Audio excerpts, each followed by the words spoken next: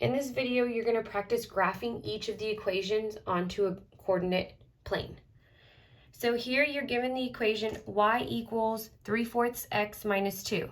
So y equals mx plus b. So 3/4 is my slope, and b is -2. So what you want to identify is, since your slope is 3/4, you want to identify what your rise over your run is. So my rise is going to be 3, which means I'm going to move up 3. My run is going to be 4, and it means I'm going to move to the right 4. Since b is -2, this is my starting point.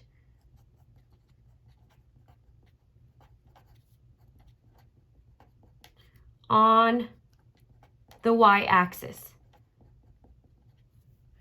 So I'm going to go to my graph and begin at -2 on the y-axis. So here's the y-axis. I'm going to find -2.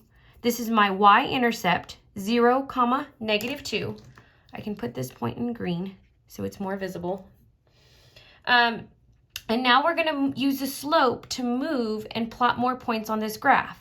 So this tells me I'm going to move up 3, right 4, and then put a point. And it's all one movement together. Up 1, 2, 3, right 1, 2, 3, 4. And then you put your point. You're not putting your point after 3. You're not putting your point. You're putting your point after your rise over your run. Now, if we have no more room to go up 3 and right 4, we can go back to our y-intercept and say, well, what is the opposite of moving up 3? It would be down 3. What is the opposite of moving to the right 4? It would be left 4. So go back to your y-intercept, starting at -2, and plot points to the left of this so that we can connect this line. So I'm going to go down 1, 2, 3, because that's the opposite of up 3. I'm going to go left 4 because that's the opposite of right 4. 1, 2, 3, 4. So if I start here and I go up 1, 2, 3, and I go right 1, 2, 3, 4, that's my y-intercept. Then I continue 1, 2, 3, right 1, 2, 3, 4. And now I can connect these 3 points, and this is how you graph a line given your slope-intercept form. We're going to move on to another example. In this example, we have y equals -1/2 x plus 3. Again, you want to identify your slope. M. M is that value in front of x, -1/2. B. B is your starting value. B is the y-intercept at 0, b. So here, in order to graph, we want to start at 3. So here is where you start.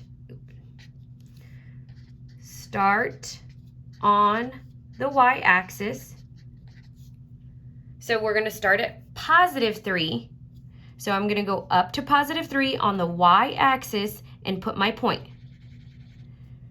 Then I need to use the slope to move and plot more points. So since my slope is -1/2, and you do see the negative to the left of this fraction, and it's not designated to the numerator denominator, but you want to recognize when you have a negative slope, that means your rise is going down. So because we have a -1, we are going to be going down 1. Our run is always to the right.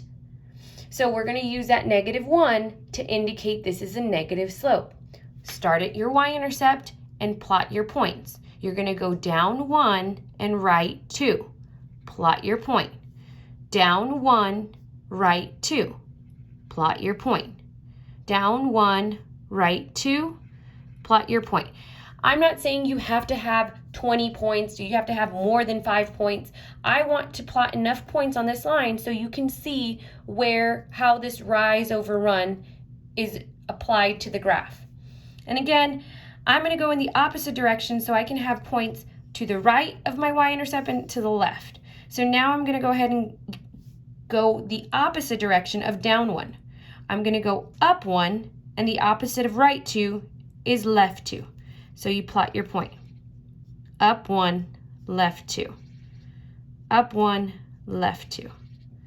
Again, if you need to plot points in both directions, you would go the opposite way so that it does follow the correct slope. Down 1, right 2, down 1, right 2, down 1, right 2. Y-intercept, down 1, right 2, down 1, right 2, down 1, right 2. If you need more time, go ahead and pause the video. I'm going to move on to one more example, and then you will practice on your own. In this example, we have y equals negative 3x minus 4. So again, you want to identify your slope as m, the value in front of x. B is a y-intercept, the constant. So since m is a negative 3 and b is a negative 4, we just want to know what our slope is and where we're moving, because we already know B is our starting point. So this is where we start on the y-axis. But my slope is a negative 3. It's a whole number. So in order to apply this to our rise over run, any whole number is always over 1. So now that we have this as a fraction, we can indicate our rise is negative, so this is a negative slope going down 3. Our run is a positive 1, and we will move right 1. So let's go ahead and plot our point at our starting value at negative 4 on the y-axis. So we go to the y-axis, and we're going to go down to negative 4 and plot the first point. Now we're going to use the slope to move. Since our slope is negative 3 over 1, we are going to move down 3, right 1.